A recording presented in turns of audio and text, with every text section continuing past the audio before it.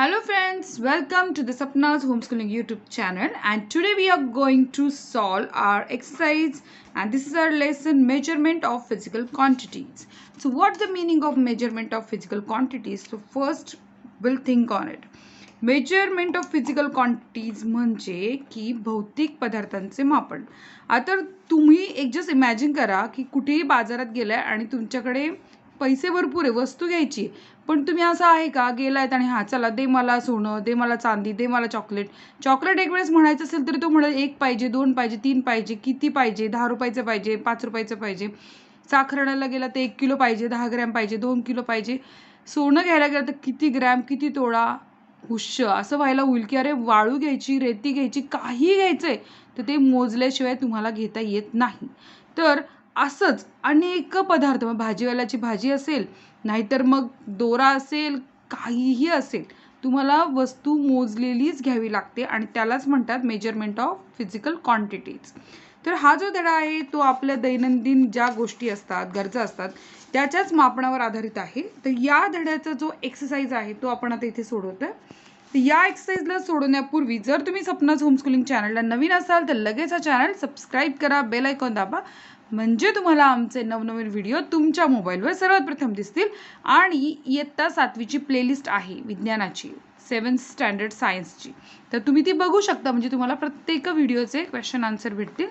आणि मी आहे सपना टीचर, मी पुणे जिल्ह्यातनं आहे. सो चला सोडूयात मग आपण आपली एक्सरसाइज. पहिला प्रश्न आहे, write answers to the following questions in your own words. सायन्सची एक गंमत आहे, गंमतच म्हणेल मी याला, कारण आपल्याला ओन वर्ड्सचं स्वातंत्र्य दिलेलं आहे, म्हणजे स्वतःच्या शब्दात लिहिण्याचं स्वातंत्र्य दिलेलं आहे. पण सायंटिफिक टर्म्स ज्या असतात त्या सोडून आपल्याला लिहिता येत नाही. तेव्हा प्रत्येक प्रश्न आपण त्याच प्रकारे लिहिणार आहोत. Why is the weight of the same object different on different planet. एकच पदार्थ वेगवेगळ्या ग्रहांवरती वेगवेगळ्या मापाचा कसं काय असतो? आता याचं उत्तर लिहूया. The gravitational force that acts on this mass is called its weight. म्हणजे कोणत्याही पदार्थाचं वजन असेल किंवा व्यक्तीचं वजन असेल, हे कशावर असतं? त्या प्लॅनेटवरच्या ग्रॅव्हिटेशनल फोर्स म्हणजे गुरुत्वाकर्षणावरती. When any object on the earth is pulled by the gravitational force, it gets attracted to the center of the earth. म्हणजे कोणताही पदार्थ जेव्हा पृथ्वीपासून लांब जायचा प्रयत्न करतो ना, तेव्हा तो पृथ्वीकडे खेचला जातो आणि त्यालाच आपण ग्रॅव्हिटेशनल फोर्स असं म्हणतो. And this is called its weight on the earth. आणि जे वजन त्याचं असतं त्या पदार्थाचं खेचलं गेल्यामुळे, तर this is called its weight on the earth. But on different planets the gravitational force may be on different magnitude. म्हणजे प्रत्येक ग्रहाचा जो ग्रॅव्हिटेशनल फोर्स असतो ना, तो वेगवेगळा असतो, त्याच्यामुळे तिथे असणारं वजन पण वेगवेगळं असतं. Therefore the weight of the same object will be different on different planet. त्यामुळे मग एकच लक्षात ठेवायचं की वेगवेगळ्या प्लॅनेटवरचा ग्रॅव्हिटेशनल फोर्स वेगळा असतो, मॅग्निट्यूड वेगळा असतं, त्याच्यामुळे प्रत्येक प्लॅनेटवरती सेम ऑब्जेक्ट हा वेगवेगळा असतो. So write down the answer.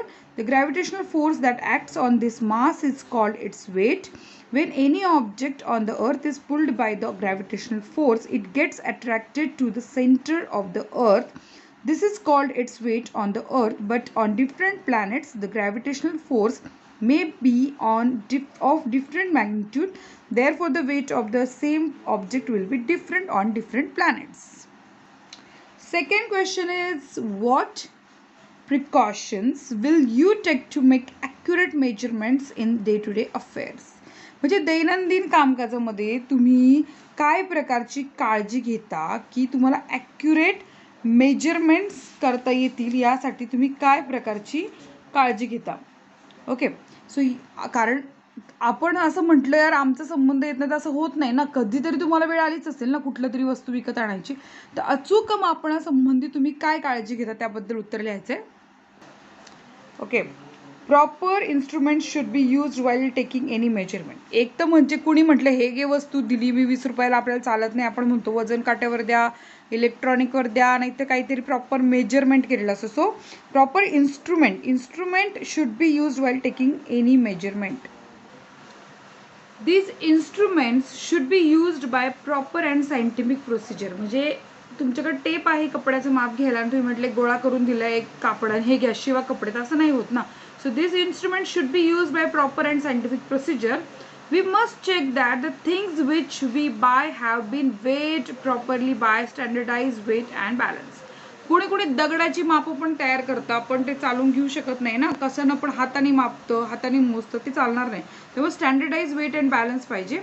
The shopkeeper and the hawkers use balance. We must confirm that these balances carry the stamp of standardization. म्हणजे त्यांच्याकडे एक स्टॅम्प असतो स्टँडर्डायझेशनचा, जो की वजन काट्याच्या मागे असतो. हे बघा, माझ्याकडे एक अर्धा किलोचं वजनाचं माप आहे, आणि ते आता इथे तुम्हाला दिसेल, इथे शिक्का मारलेला असतो. हा जो शिक्का आहे ना, तो इथे मारलेला असतो. त्या शिक्का जो असतो तो स्टँडर्डाइज असतो. कुणी कुणी फक्त इथे लोखंड ठेवतं, म्हणजे चुकीची मापं लावतं, कमी वजनाची मापं लावतं. तर असं नाही करायचं, जास्त वजनाची मापं लावतं. तर हे जे आहे माप, ते पूर्णपणे स्टँडर्डाइज माप आहे अर्धा किलोचं. तर अशा प्रकारे आपल्याला चेक केलं पाहिजे की इथे ते सील आहे का. ठीक आहे. चला, आपण आता तिसरा प्रश्न आपला, what is the difference between mass and weight. Mass आणि वेट. मास म्हणजे काय? What is the definition of mass? The amount of matter present in a substance is called mass. And weight, the gravitational force that acts on this mass is called its weight. त्यामुळे mass आणि weight लक्षात ठेवण्याचा simple formula असा आहे की amount of matter present in a substance, त्याला mass म्हणायचं, आणि gravitational force that acts on this mass is called weight. मासवर ग्रॅव्हिटेशनल फोर्स जे ॲक्ट करतं त्याला वेट म्हणायचं. Mass is a scalar quantity आणि weight is a vector quantity. त्यामुळे हे स्केलर आणि vector. Mass remain the same everywhere. Mass कुठेही बदलत नाही. Weight may differ in different places and in different conditions. Second question, who is my companion. Companion म्हणजे माझा जोडीदार कोण आहे असं या अर्थानं. सो वेलोसिटी लिटर नाही, किलोग्रॅम नाही. वेलोसिटीचा आहे, वेलोसिटी म्हणजे इथे येणार metre and second. So velocity काय करणार, मीटर अँड सेकंड. वेलोसिटीचा कंपॅनियन आहे metre second. So velocity for C, metre second. एरियाचा कंपॅनियन कोण आहे? एरियाला आपण ऐकलं असेल की आमचं घर किती आहे, तर 1400 स्क्वेअर फीट असेल, 700 स्क्वेअर फीट असेल किंवा 200 स्क्वेअर फीट असेल. तर हे स्क्वेअर मीटर हे एरियाचं कंपॅनियन आहे. व्हॉल्यूम म्हणजे आता समजा मला दूध घ्यायचं आहे, पाणी घ्यायचं आहे, ते व्हॉल्यूम झाला. तो कसं मोजतात? लिटरमध्ये. अगदी बरोबर. सो व्हॉल्यूम हा लिटरमध्ये मोजतात. मास आत्ताच आपण शिकलो आहे मास म्हणजे काय आहे. तर मास हे कायम किलोग्रॅममध्ये मोजतात. येते लक्षात? मास हे कायम किलोग्रॅममध्ये मोजतात. आणि डेन्सिटी म्हणजे घनता. सो डेन्सिटी कशी असते? किलोग्रॅममध्ये असते, पण क्युबिक मीटरमध्ये असते. So density in kilogram cubic metre हे कायम लक्षात ठेवा. मास आणि डेन्सिटीचा गोंधळ होऊ शकतो, पण मास म्हटलं की फक्त किलोग्रॅम आणि डेन्सिटी म्हटलं की किलोग्रॅम क्युबिक मीटर हे लक्षात ठेवा. ठीक आहे. So explain giving examples. याच्यामध्ये आपल्याला स्केलर क्वांटिटी आणि वेक्टर क्वांटिटी याचे काय करायचं, एक्सप्लेन करायचं आणि एक्झाम्पल्स द्यायचे. हे उत्तर बघण्या अगोदर जर कोणाला गोंधळ असेल तर हे बघा एकदा. Velocity metre second, area square metre, volume litre, mass kilogram, density kilogram and cubic metre. Okay. तर आपण एक्सप्लेन करूयात. सगळ्यात पहिलं म्हणजे स्केलर क्वांटिटी काय बघूया. Scalar quantity is a completely expressed by it's magnitude alone. Example, length, breadth, area, mass, temperature, density, time, work, etc. In scalar quantity, only magnitude, that is a value with a unit, is used to express it. आणि vector quantity काय बघू. Vector quantity is expressed completely only when magnitude and direction are both given. Scalar quantity is completely express bye it's magnitude alone. म्हणजे scalar क्वांटिटीसाठी फक्त magnitude लागतं, पण vector क्वांटिटीसाठी आपल्याला magnitude आणि direction या दोन्ही गोष्टी कळणं गरजेचं असतं.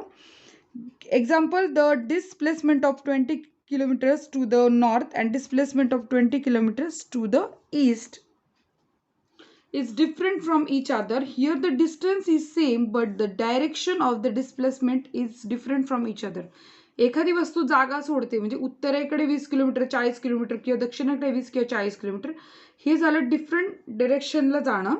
सो सेकंड एक्झाम्पल आहे the aeroplane travelling at the speed of 500 kilometre are to the north and another aeroplane travelling.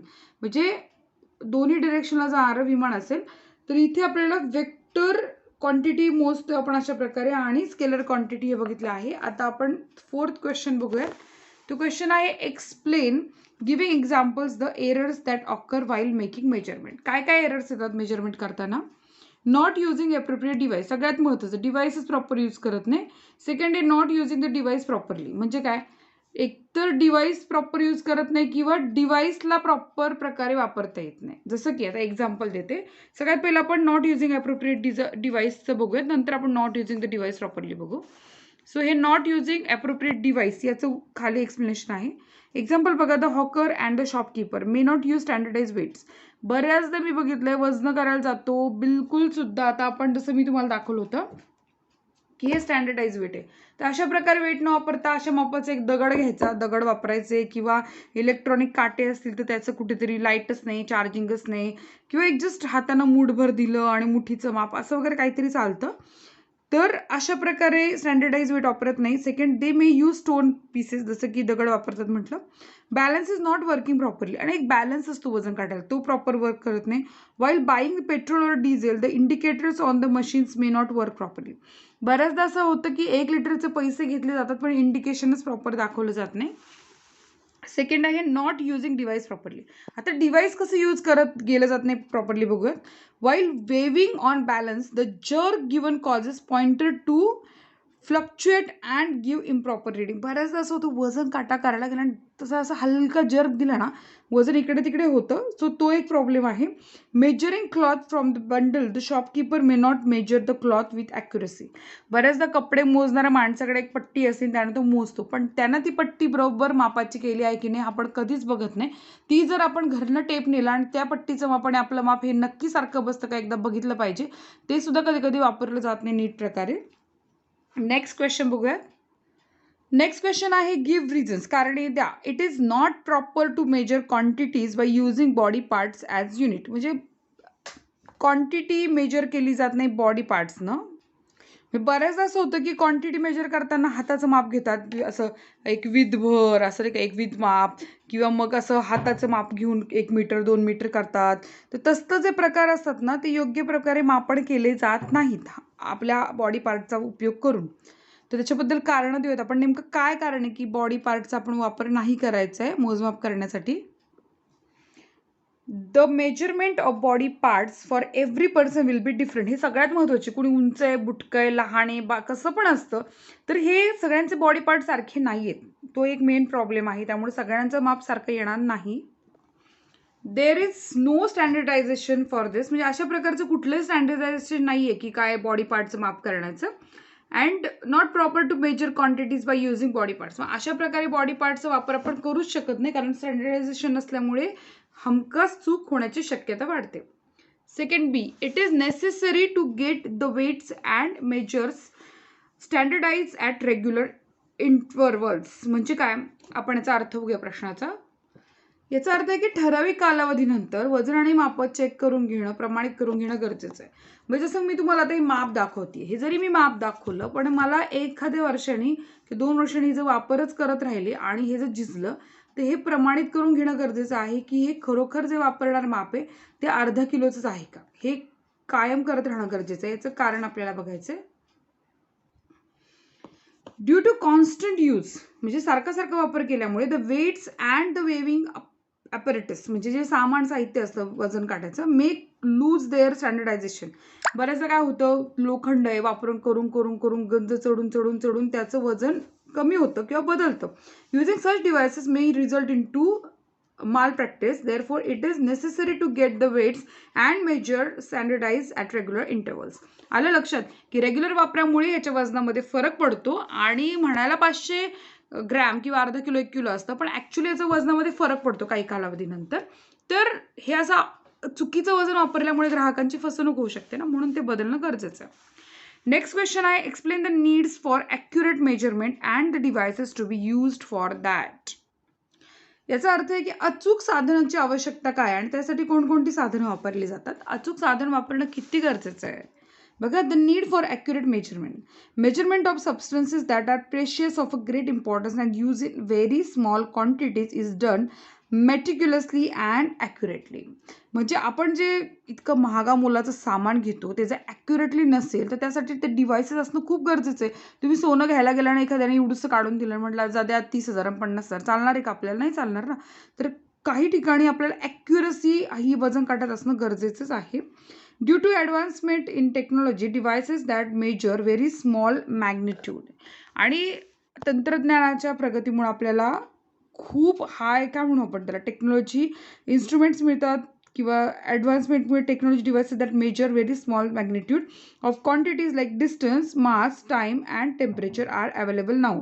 Example, distance and time in connection with a very important sport competitions, mass of gold and body temperature. म्हणजे एखाद्याला ताप आलाय आणि जर त्याचं मोजायचं thermometer नसेल, डॉक्टरांना कधीच कळणार नाही ॲक्युरेसी. दुसरी गोष्ट, सोनं घ्यायला गेलो त्याच्यामध्ये पण आहे, हिरे घ्यायला गेलो त्याच्यामध्ये पण आहे. आणखी महत्त्वाचं, औषध घेतोय जर मोजमापच नाही करता आलं तर आपण चुकीचं औषध घेऊ, त्याचं वेगळं.